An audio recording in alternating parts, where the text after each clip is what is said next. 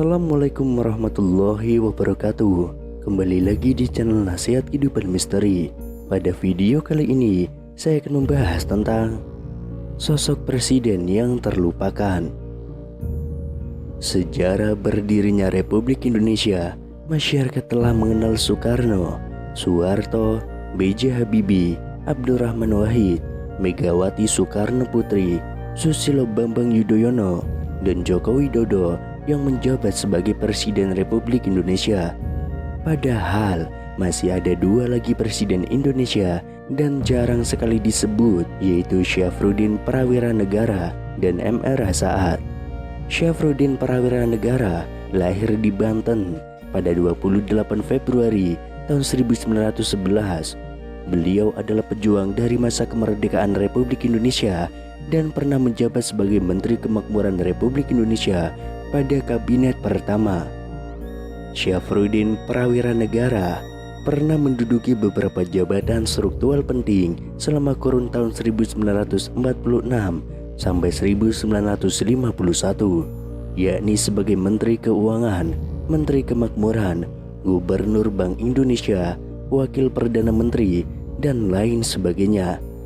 Dirinya jugalah yang diketahui mengusulkan agar Indonesia memiliki uang sendiri, yaitu Ori, uang Republik Indonesia, menggantikan uang Javanese Bank, uang pemerintahan Hindia Belanda, dan uang Jepang. Pada 19 Desember tahun 1948, Belanda melakukan agresi militernya yang kedua di Indonesia, yang diawali dengan serangan terhadap Yogyakarta, ibu kota Indonesia saat itu. Kemudian pemerintahan kolonial menangkap Soekarno, Muhammad Hatta, Syahrir, dan beberapa tokoh lainnya. Soekarno melakukan sidang darurat dan menghasilkan keputusan, yaitu presiden bersama kabinet tetap berada di Yogyakarta.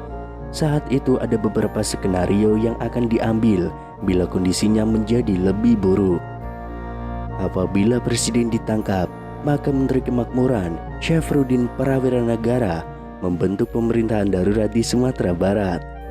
Meski begitu, bagi seluruh rakyat yang berada di Yogyakarta agar tetap berusaha mempertahankan kemerdekaan, mandat presiden kepada Syafruddin Prawira Negara, kami, Presiden Republik Indonesia, dengan ini menerangkan ibu kota Yogyakarta telah diserang pada tanggal 19 Desember 1948 pukul 6 pagi. Seandainya pemerintah tidak dapat lagi melakukan fungsinya, kami memberikan kekuasaan kepada Syafruddin Prawira Negara untuk mendirikan pemerintahan darurat di Sumatera. Demikian isi telegram yang disampaikan kepada Syafruddin. Namun telegram tersebut tidak sampai ke Bukit Tinggi karena sulitnya sistem komunikasi pada saat itu.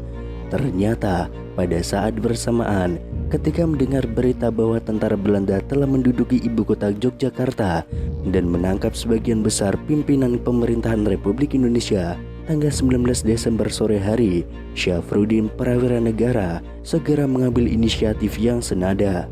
Dalam rapat di sebuah rumah dekat Ngarai Sianok, Bukit Tinggi, 19 Desember tahun 1948, ia mengusulkan pembentukan suatu pemerintahan darurat atau emergency government. Gubernur Sumatera saat itu, Mr. T.M. Hasan, menyetujui usulan itu. Demi menyelamatkan Republik Indonesia yang berada di dalam bahaya, artinya kekosongan kepala pemerintahan yang menjadi syarat internasional untuk diakui sebagai negara, Pemerintahan Darurat Republik Indonesia atau PDRI dijuluki penyelamat Republik. Atas usaha PDRI, Belanda terpaksa berunding dengan Indonesia.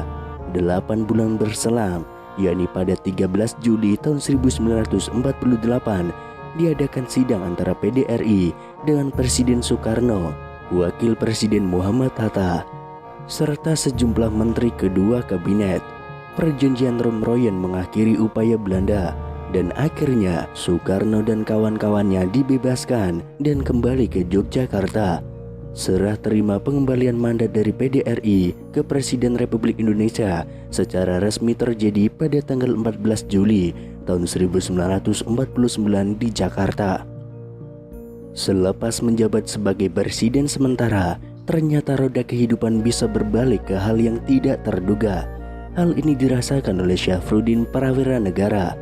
Berawal dari kekecewaan terhadap pemerintah pusat, tanggal 15 Februari tahun 1958, di tempat yang sama saat dideklarasikannya PDRI di Bukit Tinggi 1 dekade silam, Pemerintahan Revolusioner Republik Indonesia atau PRRI merilis kabinet tandingan. Nama Syafruddin Prawira Negara muncul kembali, lagi-lagi sebagai Perdana Menteri alias pemimpin tertinggi. PRRI yang berdiri beriringan dengan Permesta, yaitu Perjuangan Rakyat Semesta di Indonesia Timur, saat itu menuntut otonomi daerah yang lebih luas. Syafruddin yang setelah penyerahan kedaulatan sempat menjabat sebagai Menteri Keuangan, kemudian Gubernur Bank Indonesia pertama, memegang peranan sentral dalam manuver ini. Dengan kesedihan dan kesusahan yang mendalam, kita terpaksa mengibarkan bendera menentang kepada kepala negara kita sendiri. Kita telah bicara dan bicara, sekarang tiba saatnya untuk bertindak, kata Syafruddin dalam buku Bung Karno Menggugat. Tapi bulan Mei tahun 1961, gerakan yang disebut pemberontakan itu akhirnya tumpas. Para pemimpinnya ditangkap atau menyerahkan diri. Namun Presiden Soekarno memutuskan untuk mengampuni mereka, termasuk Syafruddin Prawira Negara. Selain Syafruddin, tokoh lain yang pernah menduduki kursi sebagai Presiden Indonesia adalah M.R. Saad. Ia memimpin Republik Indonesia selama 9 bulan, yaitu pada 27 Desember tahun 1949 sampai dengan 15 Agustus tahun 1950. Setelah perjanjian Konferensi Meja Bundar atau KMB pada 27 Desember tahun 1949, Saad diamanatkan menjadi akting pelaksana tugas Presiden Republik Indonesia di Yogyakarta hingga tanggal 15 Agustus tahun 1950. Dengan terbentuknya RIS atau Republik Indonesia Serikat, jabatan sebagai pejabat Presiden Republik Indonesia pada Agustus 1950 selesai. Demikian juga jabatannya selaku Ketua KNIP dan Badan Pekerjanya. Sebab pada bulan Agustus tahun 1950, negara-negara bagian RIS meleburkan diri dalam Negara Kesatuan Republik Indonesia. Saat menjadi Presiden Republik Indonesia, Saad menandatangani Statuta Pendirian Universitas Gadjah Mada di Yogyakarta. Setelah pindah ke Jakarta, M.R. Saad menjadi anggota Parlemen DPR RI hingga duduk dalam Kabinet Natsir menjadi Menteri Dalam Negeri pada September 1950 sampai Maret tahun 1951. Setelah Kabinet Natsir bubar, ia kembali menjadi anggota parlemen. Pada tahun 1955, ia menjabat sebagai formatur kabinet bersama Sukiman Wiryo Sanjoyo dan Wilopo untuk mencalonkan Bung Hatta sebagai Perdana Menteri.